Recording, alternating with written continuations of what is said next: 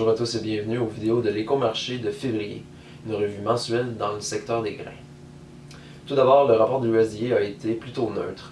Les données aux États-Unis ont à peine changé, si ce n'est des exportations de blé qui ont été corrigées à la hausse. En fait, c'est même étonnant que les données des exportations pour le soya n'ont pas été augmentées étant donné le rythme rapide des ventes. L'USDA en est conscient, mais il juge que les récoltes sud-américaines viendront soutirer des parts de marché très importantes aux États-Unis. À l'international, les stocks devraient chuter, et ce pour les trois grains.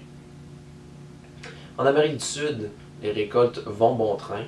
Au Brésil, le Mato Grosso est en bonne avance par rapport à la moyenne quinquennale, et le Sud est en retard en raison d'importantes pluies, mais le retard se rétrécit de semaine en semaine.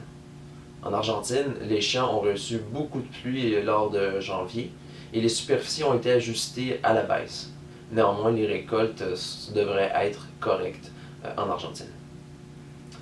À la fin février, l'USDA a organisé des journées conférences auxquelles il a donné ses premières estimations pour 2017-2018. Oui. Par rapport à l'année précédente, seules les superficies de soya progressent grâce à un ratio du prix élevé du soya par rapport à celui du maïs. En fait, les superficies de blé devraient être à leur plus bas, niveau de tous les temps. La météo devrait être positive, mais moins idéale que l'année dernière, et les rendements devraient, donc reculer. Les prix du maïs et du soya seront stables, alors que ceux du blé se redresseront de 45 sous le boisseau. Sur les marchés locaux, le dollar canadien a varié entre 75 et 76 sous US, et tout comme le mois passé. Donc les bases n'ont pratiquement pas bougé, même en dollars canadiens et en dollars US.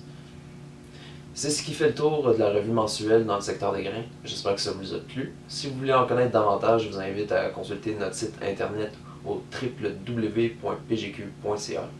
Je vous donne rendez-vous dans un mois pour l'édition de mars. Au revoir.